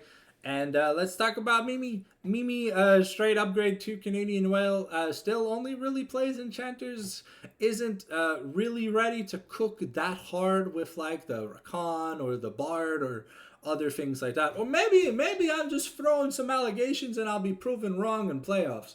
But I'm just saying, as long as a support is in one of the only 2 camps and isn't willing to, intermingle or go to that mixer, they lose a bit of points for me. Mimi's support play, Enchanter play has been pretty damn good over the course of the season. I know she has the potential to do more if she's willing to give herself a chance, but that would probably change up the team dynamic given the way you guys draft currently if Mimi was to start playing things like Rakan and stuff. But it could maybe open the pathway to a lot of fun things. Just the player has to have the motivation to get to the point where things matter. So for the time being, I'm going to put Mimi right above Piro, but under Resius. She's the only member who doesn't really deserve S tier.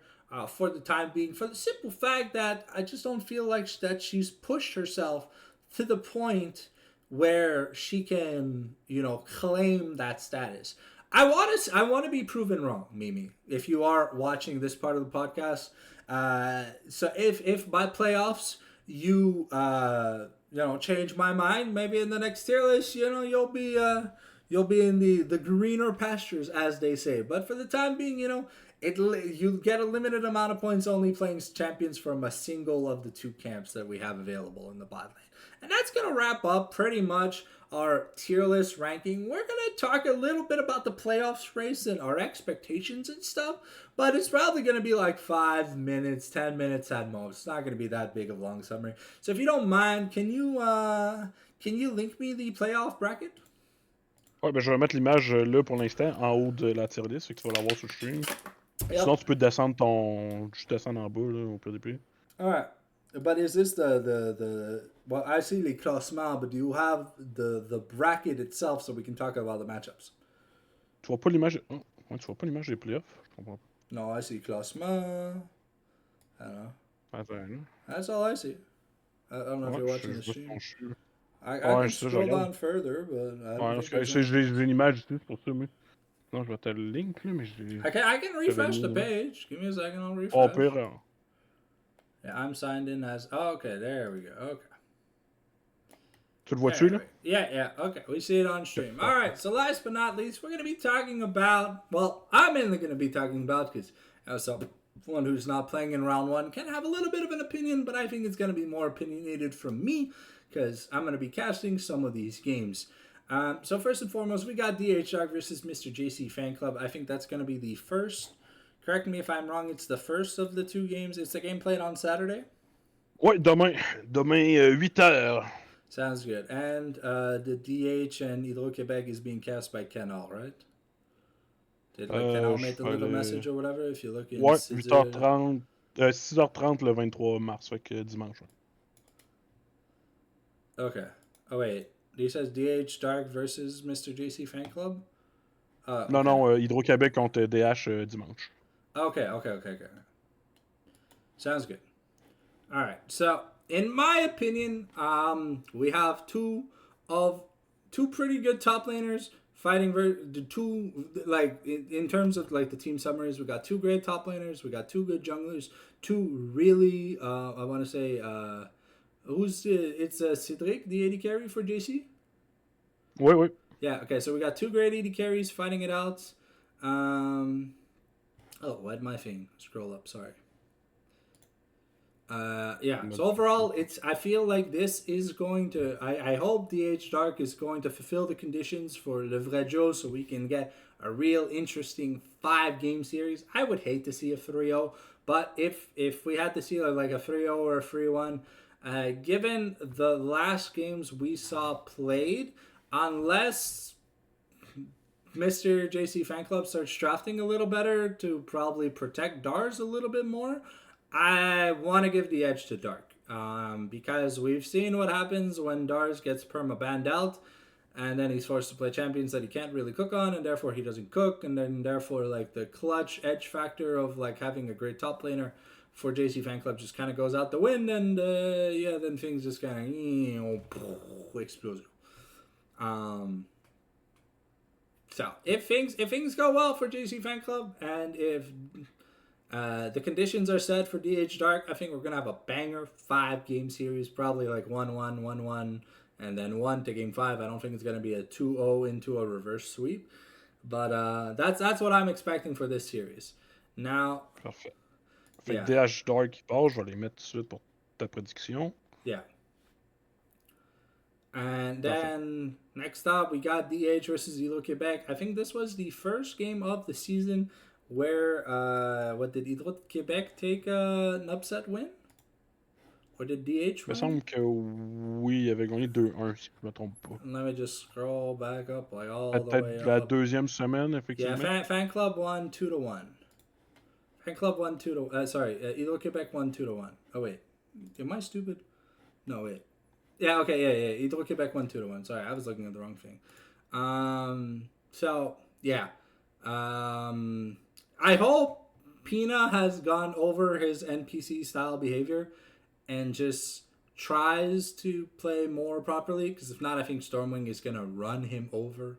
It's not even going to be funny. Bot lane, I just believe that unless Zensei can make the difference, I don't think he can carry the Lizzo-esque aspect of Batan's champion pool once that Ezreal game is used up, and that's if they get the Ezreal game because Blackwax has been playing Ezreal, but what if like DH pick away the Ezreal game one and then just ban Ezreal the rest of the series? Like, what's Batan gonna do? Like it's yikes. At the end of the day, I think the Ghost Nation versus Waza mid lane encounter is gonna be pretty fucking cool.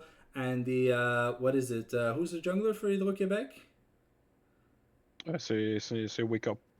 I think Wake Up versus Stardust is always a fun match to watch. It's like two clashing ideologies going head to head, and I honestly, if things are favorable for Hydro Quebec, I think they easily take the match on DH. But I think if Pina has gotten over his 0-35 behavior, of being an NPC, I think that DH can give us a solid banger, maybe even taking it into the later stages of the game when a lot of the junglers are going to be used up. I think Stardust has enough of a clutch factor in terms of a carry jungle style player and good shot caller to outplay BD. Okay, donc, yeah. Just because I've seen like, and when I spoke to Ghost Nation, things sounded very, very shaky. For like the upcoming playoffs, like there was a lot of uncertainty in Ghost Nation's voice, and I don't know if that uncertainty is gonna be fully solved by the time we get where we want to get. Ouais, je suis pas bien long. No worries. Problème technique. C'est le petit bout, je savais que ça allait être plus difficile.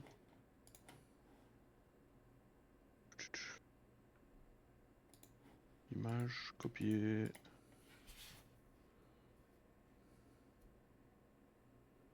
Coller. Ça veut pas copier l'image, je serai pas bien long. En tout cas, on sait que c'est DH, je peux parler. Fait que DH, fait que Love You, ou tu commences en bas ou en haut?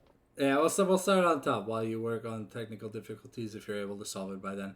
I think Love You have easily the better roster player for player. It's gonna be an uphill battle for Dark, but I think if there's gonna be someone who can make the difference, it's going to be the top laner. I think if Poro has the clutch factor moment and able to catch you guys off guard and just do what he's normally been able to do for Dark to like turn games around, I think the Dark have a solid chance of giving us a banger. But given the depth of champion pool wise, I think you guys kind of just have the better odds. So I'd probably put you in the finals. And as much as I love supporting DH, I love you, Amanda. Just saying, you are a great person and you're still my bestie, even though you sent me like a hateful DM. Because I said Mimi was an upgrade over you. As much as I love DH, I don't know if Stardust has enough momentum to do it 2 times in a row. Because these games are, a week off from each other? Environ, ça dépend effectivement quand je joue. Yeah, so give or take, if the games are less than 2 weeks off from each other, I don't know if Stardust is going to have enough, juice in the batteries to be able to, carry the NPCs through another trudge. Because while it was a somewhat favorable to, like, even matchup for Hydro Quebec, Void is just an uphill fight. But, like, we're talking about trying to climb Mount Everest when you forgot your tools at home. So I'm definitely, like, on a regular day, unless Stardust is like, he's grabbing all them power stars from Super Mario Brothers and he's like invincible, I think that it's going to be Void versus Love You. And I mean, we've already seen what happened between Void and Love You during the season. Let me just see if I can pull it up here. Let's see. When did you guys play? Il y a 3 semaines, je crois, si je me rappelle bien. Yeah, I'm just trying to find the... Give me a second.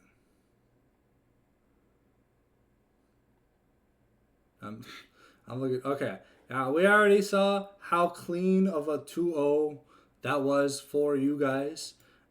So, unless things have changed, I think you guys are the shoo-ins to win the tournament.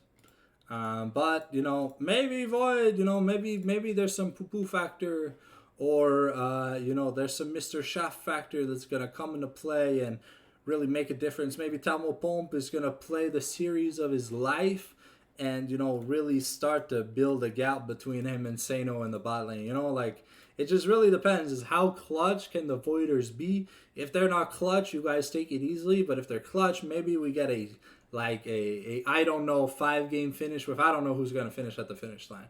But yeah, that's about all I've got for my prediction. So I've got Dark advancing versus JC Fan Club. I got DH advancing versus Void. I have Void advancing versus DH, and I have Love You advancing versus Dark. Unless here's Poro able to. What the fuck did you do with the image? Oh.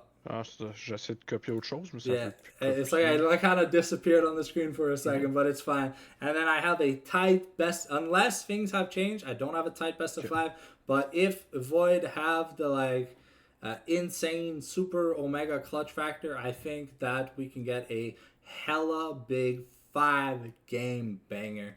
Obviously, I'm gonna cover as many of the games as I can. I am not gonna be able to cover the finals. I would love to be invited to help cast the finals. That would be cool if I could be like on the analyst desk or whatever to chat with the other guys, because I feel like I've given this this league a lot of coverage, and I have not been thanked or praised or noticed for it. Uh, so it just is what it is. But at the end of the day, yeah, I think that's gonna be my playoff prediction. So hopefully you guys enjoyed the tier list. Sorry if I sounded toxic towards some people, but after watching people for like an entire season, I had a little bit more of a professional opinion. And while sometimes yes, a professional opinion can be negative, keep in mind at the end of the day, it's just banter. And if you guys want to show me up, want to show me want to impress me, or make it so that I change my mind, all you gotta do is clutch up, lock in, and get those W's. Because at the end of the day, the negative moments come from people just faltering when they needed to clutch up, and that's all it is. It's nothing personal. I don't hate anyone. I mean, outside of not being on best of terms with Batan, I don't think I'm on bad terms with anyone else in the league, if anything. For personal experiences or whatever. So, it's all banter at the end of the day. Just like a solo queue game, never take anything anyone says online too personally. Because if you do, that's a little bit more on you. But hey, I want to thank Vince for being my lovely co-host, and we will definitely be running this back if Love You or there's any other like seasonal or quarterly leagues and stuff. I feel like this was a lot of fun. There was a lot of interactions in the chat, and I feel like the people enjoyed it. Plus, it's always healthy and stuff. So I want to thank you, Vince, for joining me on the cast tonight for this tier list, and I had a lot of fun. I don't know. What about you? Did you have fun doing this? Ben, toujours ça faire les petites tier lists, dropper un petit peu de banter, je pense que ça met toujours un petit peu de vie dans les ligues. Yeah. On a eu beaucoup dans la même go, mettons, dans la même go on a eu trop. Dans l'Eternal, je pense qu'on n'a pas eu assez, mais je sais que c'était le but à Canard de pas... Dans l'Eternal, il n'y en a juste pas eu. Ouais, c'est ça. Il y a eu vraiment... il y a eu des interactions, mais c'est vraiment été un strict minimum. Yeah. No, qu'est-ce que Canard voulait. The chats were like disabled and stuff or whatever. Like, if we saw anything, it was just like in-game messages or whatever. Ben, c'était... Il n'y avait pas vraiment des screenshots. Pendant les streams. Yeah, okay. Ouais, non, c'était sur les streams, là, dimanche. Là, chaque stream, je sais que ça parlait quand même beaucoup sur le chat là, du stream de la Eternal. Qui va être up dimanche à 18h30 pour la game. If I'm not on the desk, I will be participating and watching the games. But hopefully I can get an invite on the desk. It would be nice. Moi, ça va me faire plaisir d'essayer de faire mon mieux pour de caster ou d'analyser en français. C'est à la demande de Canard. Je peux faire l'effort pour une série, but à la fin de la journée, c'est pas mon point fort. And est-ce que demain t'es là pour la game à 8h de Monsieur JC contre Dashard? I'm casting the game tomorrow. Parfait. Bon, ben, tout le monde, soyez au rendez-vous. Moi, je vais... 8 p.m. Moi, je devrais être capable. 8 p.m. tomorrow night, we'll be watching the clutch factor of Here's Johnny versus Mr. JC Fan Club. And if Mr. Magic can just pop off and like do the Gumayushi, steal the Baron with a Varus arrow, a Corky missile, I can't wait to see that kind of clutch factor. So anyways, thank you guys for joining me on stream. Be back tomorrow, 8 p.m. It's going to be time to clutch up or shut up, and we'll see you there.